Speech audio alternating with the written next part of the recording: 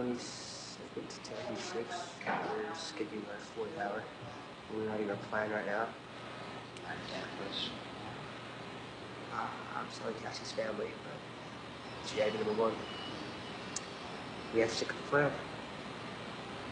She's perfect, so she's gonna die. Hello everyone, thank you all for tuning into today's case. Today's case is going to be on the brutal murder of Cassie Jo Stoddart. On Friday, September 22nd, 2006, Frank and Allison Contreras decided to go away for the weekend with their 13-year-old daughter. They hired their 16-year-old niece, Cassie, to house sit and look after their 5 pets while they were gone. Cassie was a responsible teenager and had never touched drugs or alcohol and was a straight-A student. So when Cassie asked her aunt and uncle if she could invite her boyfriend over to give her company while she house sat, they said yes. Cassie's boyfriend, Matt Beckham, arrived at the Whispering Cliffs home at 6 p.m. Despite Cassie's refusal, he texted 2 friends they went to high school with and invited them over. Cassie told her boyfriend she didn't have permission for anyone other than him to be over at the home, but he insisted. Those friends that Brian had invited over were Brian Draper and Tori Adamick. Brian and Tori arrived at 6:30 p.m. After a house tour, all 4 teenagers sat in the living room and began watching Kill Bill Volume 2. But less than an hour into the movie, Brian and Tori decided to leave. Matt stayed and continued to watch the movie with Cassie. 15 minutes later,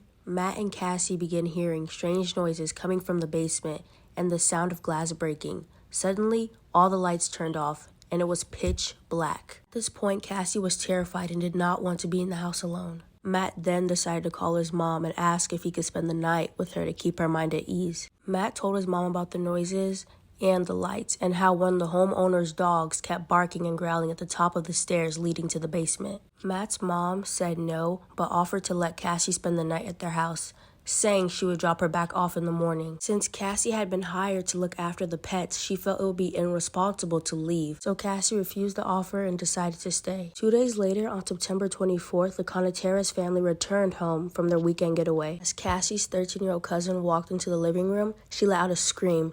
There on the ground was her cousin, lying on the living room floor in a pool of blood. She had been stabbed 30 times. Investigators interviewed the last person who had seen Cassie alive, her boyfriend, Matt.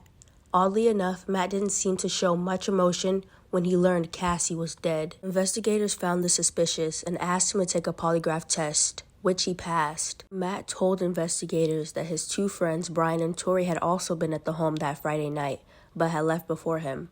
He said he called Tori on his way home, and Tori whispered he was at a movie. Matt also told investigators the following day, him and Tori spent the entire day together. Matt said that he tried to call Cassie a few times, but she never answered. Investigators brought Brian in for questioning. He told them he had gone to the Whispering Cliffs home for a party on Friday night with his friend Tori, but they had decided to leave after realizing it was only going to be the 4 of them.